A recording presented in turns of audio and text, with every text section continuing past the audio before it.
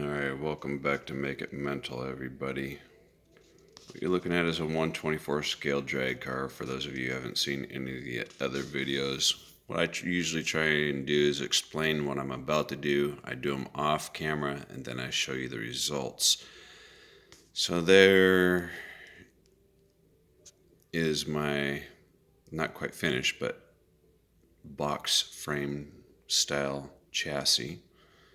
I do have a motor of a similar layout that sits behind the rear axle. I might have to make it look like it has parachutes.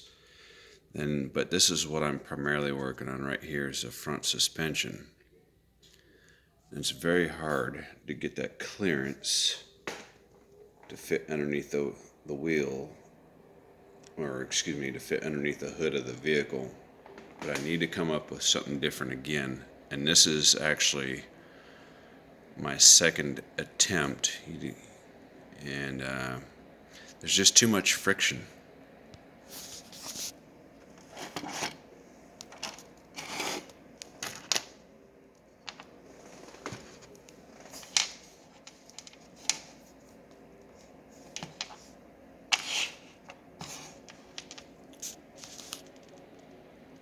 These ball joints right here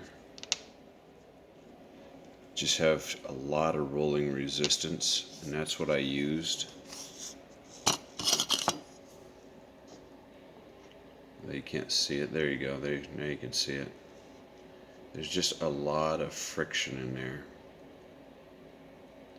I think it's a decent design, but these ball joints don't allow this type of suspension to work freely. So I ordered some brass tubing and some brass shafts, for lack of a better word. I know there's a different name. Brass rod of various lengths and sizes to experiment with. I think I can free up some of this static tension somehow, but I don't want it to be sloppy, which is what I hate about even in my touring cars, my 1/10 scale touring cars. I only got one touring car that doesn't have slop in the suspension, and that's by Charisma, and that, man, they just did a hell of a job on that, and very nice suspension geometry. So the monoshock is just not quite working like I wanted it to, but I figured I'd share it with you guys. Maybe somebody out there might be able to improve upon it or get inspired. Maybe I'm missing something. By using two M2 screws, a little brass standoff in there as a place where they can meet. You tighten either one of these two M2 screws and it can raise or lower the suspension, so you can physically change your ride height just by tightening or loosening the screws there.